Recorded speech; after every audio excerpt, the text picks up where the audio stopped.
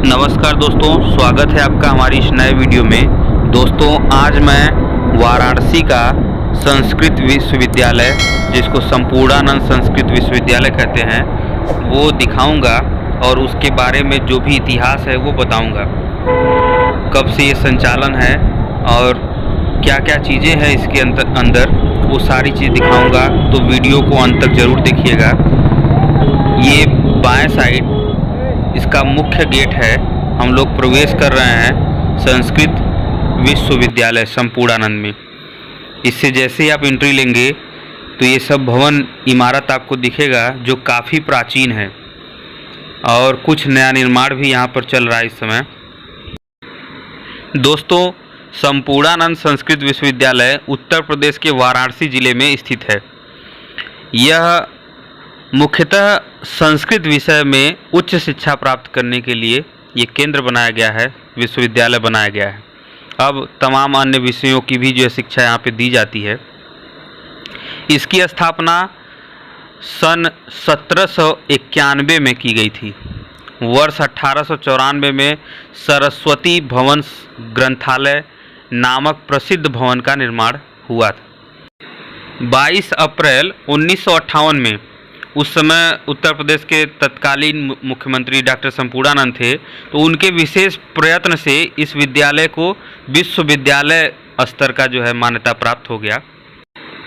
तब उस समय इसका नाम वाराणसी संस्कृत विश्वविद्यालय था और 1974 में इसका नाम बदलकर संस्कृत यूनिवर्सिटी संपूर्णानंद या संपूर्णानंद संस्कृत विश्वविद्यालय रख दिया गया। यहाँ पर आप देख पा रहे होंगे गांधी जी की प्रतिमा यहाँ पर लगी है, जो विश्वविद्यालय के समय से ही लगी हुई है। काफ़ी पुरानी प्रतिमा है ये, और जो कि अब जीर्ण छीर्ण हो चुकी है। विद्यालय प्रांगण में ये आपको यहाँ पर कुछ ऐसे एंशिएंट चीज़ें आपको देखने को मिलेगी, जहाँ पे आप धूप घड़ी और ग्रह नक्षत्रों की जानकारी, तारे, चंद्रमा, जितने भी ग्रह नक्षत्र हैं उसके अध्ययन और उनके बारे में पता लगाने के लिए ये सारी युक्तियाँ बनाई गई थी। ये आप देख पा रहे होंगे, सारा सिस्टम यहाँ पे लगाया गया है। उस समय जब विज्ञान ने काफ़ी प्रगति नहीं की थी और समय देखने के लिए घड़ियाँ, कैलेंडर और ग्रह नक्षत्रों के बारे में सब जानकारी नहीं थी, तब का ये सारा चीज़ यहाँ पे है। देखिए, ये जो है ये ऐसा सिस्टम है, इसको घुमा के इस प्रकार से धूप का प्रकाश जब पड़ता है तो उससे छाया बनती है, और उस छाये से जो है अनुमान लगाकर यहाँ पे ग्रह नक्षत्रों की जानकारी, समय की जानकारी, ये सब सारी चीज़ें जानने के लिए, अध्ययन करने के लिए सारी युक्तियाँ बनी हैं। आप देख रहे हैं यहाँ भी चारों तरफ ये सब इस प्रकार से सिस्टम बनाए गए हैं, और इनको आपस में मिला के कुछ मैसेज बनता होगा उस समय, और उसको अध्ययन करके समय की जानकारी, ग्रह नक्षत्रों की जानकारी और भी जो भी मैसेज होता था वो सब पता चलता था।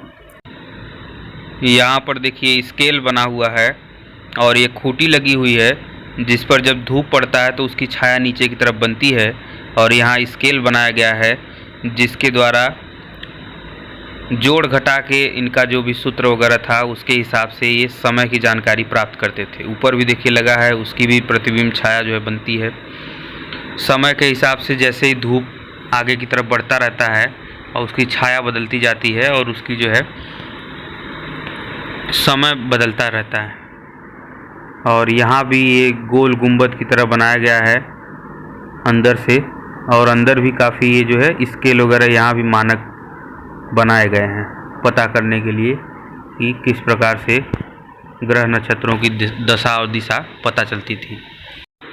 भारत के और नेपाल के बहुत से महाविद्यालय इससे जुड़कर चलते थे। आप अंदाज़ा लगा सकते हैं कि अति प्राचीन ये जो महाविद्यालय था उस समय से ही देश नहीं विदेशों में भी इससे जो है जुड़ के विद्यालय चलते थे। बाद में जब ये विश्वविद्यालय की श्रेणी में हो गया तब ये और भी प्रचलित हो गया। संस्कृत के अलग अलग विषयों के अध्ययन करने के लिए अलग अलग विभाग बनाया गया है, जैसे वेदांग विभाग है, साहित्य संस्कृति विभाग है, दर्शन विभाग है, श्रवण विद्या विभाग है, आधुनिक ज्ञान विज्ञान विभाग है, आयुर्वेद विभाग है, और ये सारे जो है विभाग यहाँ पर बनाए गए हैं। अब यहाँ से हम चल रहे हैं और दिखाते हैं। यहाँ भी देखिए स्टैचू लगी हुई है, ये भी काफ़ी प्राचीन प्रतिमा है। यहाँ एक खेल का मैदान भी है। यहाँ पे एंट्री करने के लिए गेट है जिस पे ताला लगा हुआ है। हम लोग बगल के गेट से प्रवेश किए और यहाँ पर ये साइन बोर्ड लगा हुआ है, प्राचीन धरोहर है, और जो भी यहाँ की सूचनाएं हैं वो सारी चीज़ें वहाँ पर लिखा गया है।